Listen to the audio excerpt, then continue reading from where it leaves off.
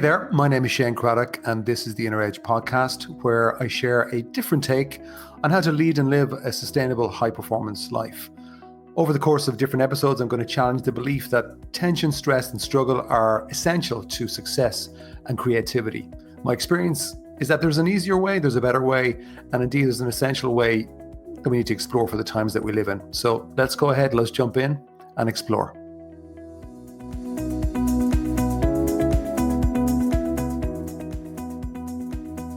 I don't know if you've ever done something like this, but I just recorded this episode and finished it, and I thought to myself, "Oh, that was pretty good."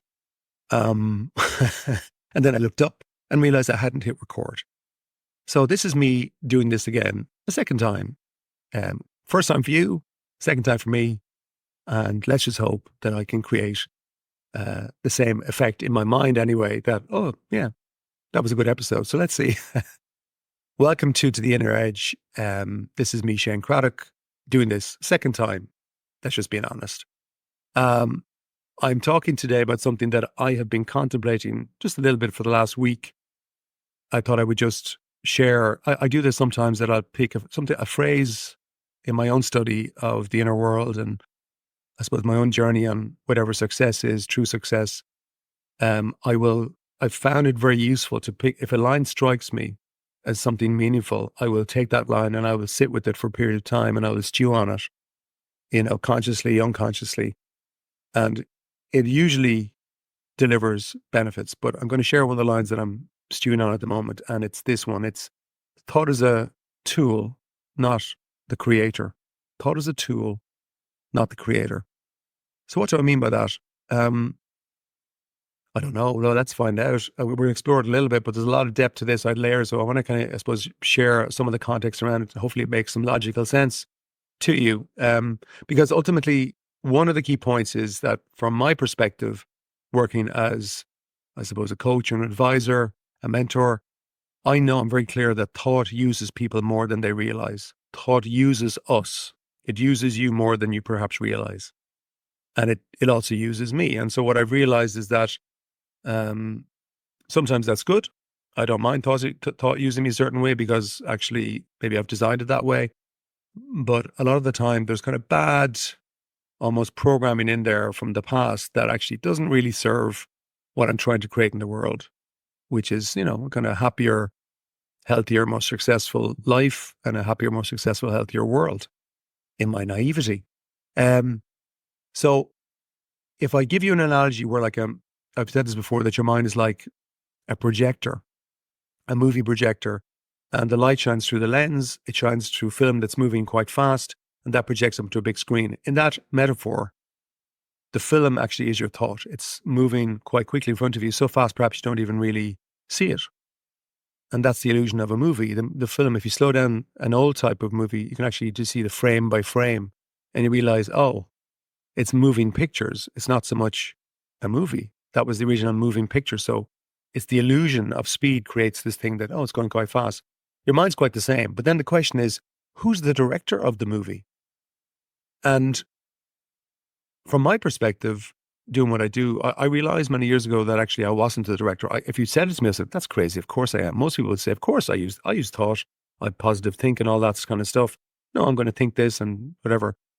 It's not true actually for most. And like the majority of your thinking that matters is actually unconscious. So if you can imagine almost like an iceberg, which is another metaphor I use in The Inner CEO, the tip of the iceberg is your conscious mind, the bit that you're aware of right now. The 95% of the mass of the iceberg, which is the unconscious mind in this metaphor, is unseen. It's under the water, but it has a huge effect on everything. It affects your self-belief, your self-image, your personality, what you think you like and you don't like, what you think you're good at, your level of success, your level of happiness. Like, it's really, really important. But most people don't really, I think, see it as an issue. It's not, it should be discussed more often. But if you're into any of this kind of work, you realize, okay, the unconscious is critical. So for example, these are just practical things where you can see, thought is using me there. So car pulls out in front of you, aggressively, surprisingly, sometimes people lose their temper. And afterwards go, I shouldn't have lost it that much. Some people when they get into a car, actually, I know some people who just completely change personality. They're normally very calm, very pleasant, and then they become these aggressive gorillas. Um, you could be asked to do a public talk. Most people hate that. And maybe you spend a huge amount of time in anxiety, worrying about it.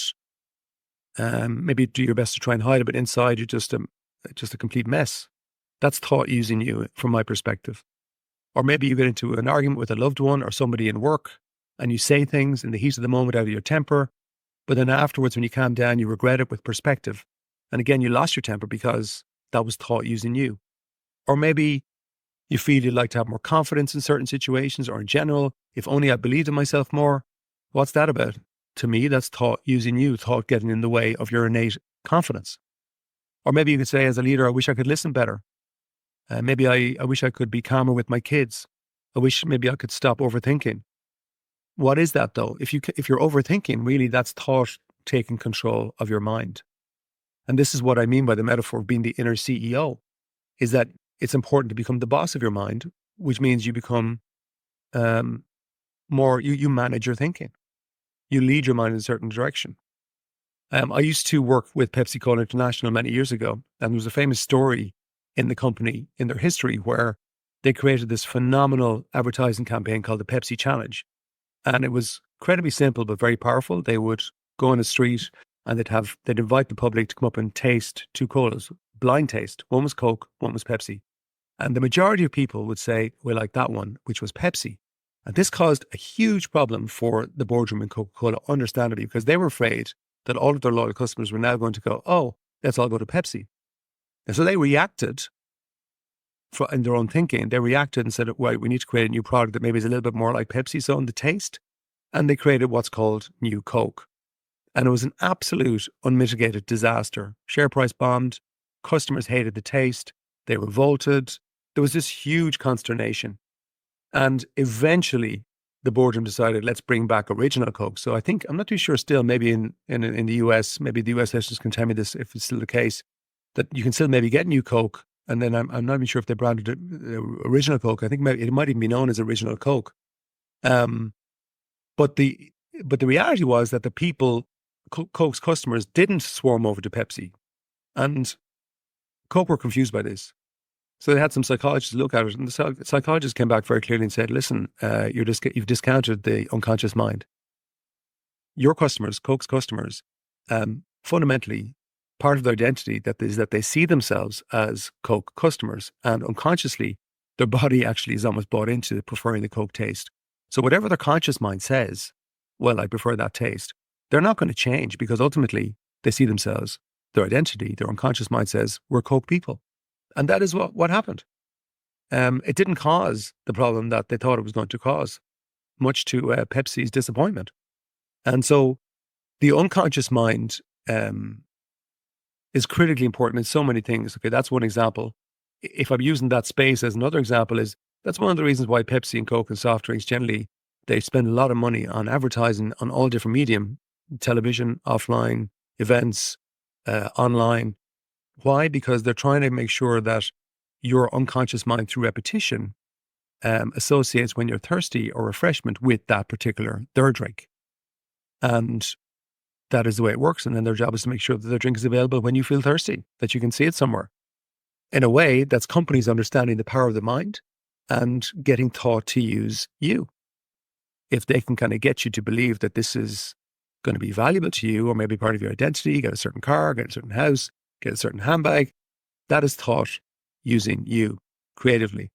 It's happening through technology as well. The best psychologists in the world are being involved in designing apps. Why? Because they want to get to your thinking so that you go, oh, let me check that app. That's a fact.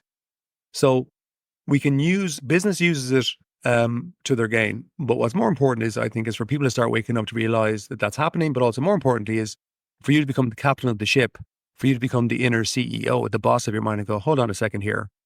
Okay, I do use thought to my gain or for my gain to service a better life for myself. But could I do more? And the answer is yes. Now, for me, a key insight, if you've listened to these podcasts over time or read my book, The Inner CEO, you realize that I will say early doors, I'll say, look, you're not your thinking and you're not your mind. Now, the mind is a data gathering machine that is almost like the brain in action. And it collects information and data over your lifetime. And that data is in the form of thought or memories, information, knowledge. It's thought though. And then every day, some of that information leaks into your consciousness, the stream of your consciousness every day. And very often we react to that information, that data, without really thinking about it. But when you start to kind of consider the possibility that you're not your mind and that you're not your thinking, from my point of view anyway, what I realized was, oh, I used to be a prisoner of my mind. That's why I got depressed. There was still a lot of good there, but the benefit of coming out of depression for me anyway was I realized, oh my God, I believed everything my thoughts said. I believed everything my mind said, and I wasn't feeding it the right fuel at all. And there's a lot of programming in there in the deeper part of my mind that's not really serving where I want to go with myself and my life. Okay, so I'm going to start changing it up. And then I started to use thought more constructively for me. And so where I used to believe that's just the way I am, I realized, oh, that's not the case. I can change it. And then the third important step for me was the realization that when it comes to a thought that comes into my awareness, I have a choice as to whether I go with it or not. I have a total choice. Now, sometimes that thought is easier than not, because some thinking can be quite compelling, especially, for example, like if you're driving your car and you're used to losing your temper, before you know it, you've lost your temper and you're gone. You know, people can be trigger happy with their tempers. We can all be very reactive. But you still have a choice as to whether you could catch at that point just before it clicks in. Do I go with this or not? Do I believe it? I think a helpful metaphor is to see your thoughts like trains. So you know that expression, trains of thought or train of thought or train of thinking. You know, I kind of imagine that I'm in a big train station, loads of trains coming and going, different platforms, and I'm on a platform. And I'm nice and calm, I'm centered, I'm clear. And then a train of thought pulls up and it's got a specific theme. And maybe this particular train is like fun, maybe it's happiness, maybe it's creativity, maybe it's goals, whatever. Okay, I have a choice as to whether I get on that today. Or maybe another train is anger, worry, inferiority complex, doubt, stress, concern. Do I get on that? If I get on it, okay, it's going to take me on a journey to a certain place. And so you just have to be aware that there are trains of thought, but if you're not your thinking, and if you see clearly that you're not your mind, from my perspective, I think it gives you that tiny, tiny, tiny gap that you have a choice. So if the car pulls out in front of you and you get that thought of lose your temper, you might go, I'm not getting on that train. Or when you're preparing for that talk in public, in work, or, in your community, and the thought comes in, what if this is terrible? Or what if I really do a terrible talk? You decide not to get on that train. Or if you feel your temper rising in a situation or getting annoyed or frustrated, and a certain thought comes into your mind to say that you kind of go, ooh, I'm not going to get on that train. Again, the list is endless. Now, I will say that, as your stress increases, I think it gets harder and harder for you not to get on the train. Generally, what happens in my experience is the more stressed you are, the more tired you are, the more your mood is low, people will kind of almost unconsciously get onto the train of thought. And part of the game is, when it catches you out, you go, oh, get off at the next platform. If that makes any sense. So I've got a couple of ideas for you as you're listening to this, about like, where can you take some of this on a practical level? Because it has got many, many layers, but it's always nice to kind of turn this into practical stuff. But before I do that, I'm coming up to 200 episodes of this podcast, which is weird to say out loud. And if you'd said to me at the start, I might have thought, okay, maybe I'll get to 20. Anyway, I keep going. It does seem that people are listening to it. If I look at the numbers, that you're all over the world, which is amazing. But I'm reviewing the podcast in terms of, do I keep going with it genuinely? Do I stop it? Or if I keep going, how do I evolve it? Do I keep it the same? Do I change it? And I'd love to hear your thoughts on it. I'd love to hear your thinking to help shape my thinking. So if you're up for it, and you want to send me a note or an idea, you can send it to support@ShaneCraddock.com, ShaneCraddock.com. I'd love to hear your thoughts. And If that's not something you'd like to do, but if you enjoyed the podcast, I wonder, would you consider writing a short review right now? Because that's one way you could communicate with me as well. Like, what do you like about it? What are the benefits you received? Or even if that's not up, if you're too shy to do that, maybe leave a rating. It's very helpful in terms of the overall podcast and helping to reach people, make a difference. So back to you. Three things to consider as ideas on a practical level in terms of using thought more constructively. The first is start of your day. Ask yourself this question before you look at anything to do with work or email or technology, or, before you start moving, is how do I want my day to go? And to take a few minutes to write down, say, okay, like, what are my top outcomes for today? What are my top goals? How do I want to be today? How do I want to be in certain meetings?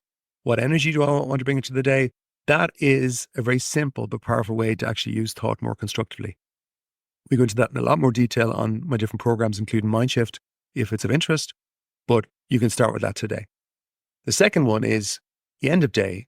I think take 4 to 5 minutes end of day after your work, where you got a little bit of time, 5 minutes, maybe 4 or 5 minutes max, and ask yourself this question: where did I use thought today? And where did thought use me? So where did thought get control of me? Where did I kind of lose it on myself or kind of go off piste? And where did I use thought today? Great self-reflective awareness exercise, which will deliver little gems that would probably pack a punch. Very, very useful. And then a third idea is to take this question and look at it regularly. And it's, what would an exciting future look like to you? An exciting future, an energizing future. What would it look like to you? And consider maybe a time frame of 3 years and look at your entire life in every aspect, professional and personal, and start to write it out. Don't think about it, write it out, because the writing of it is the part that kind of gets into the deeper part of your unconscious mind. So if you're looking to shape the unconscious mind, that's a great question to look at, because the amount of magic I've seen happen in people's lives just by doing that particular one, just immense, just immense. So there's lots more I can go into today, but we're at 17 minutes, which is longer than normal if you've been listening to these podcasts over time. I hope it made a difference. And now that we're at the end of this episode, how did I do versus the other one? Well, my mind is telling me actually we did pretty good. So yeah, I think we might even have done a little bit better than the previous one. Wow. Now, is that true? I don't know. But that's me using thought to delude myself. In essence, what I'm saying today is use thought more consciously and don't let thought use you as much. Ciao for now.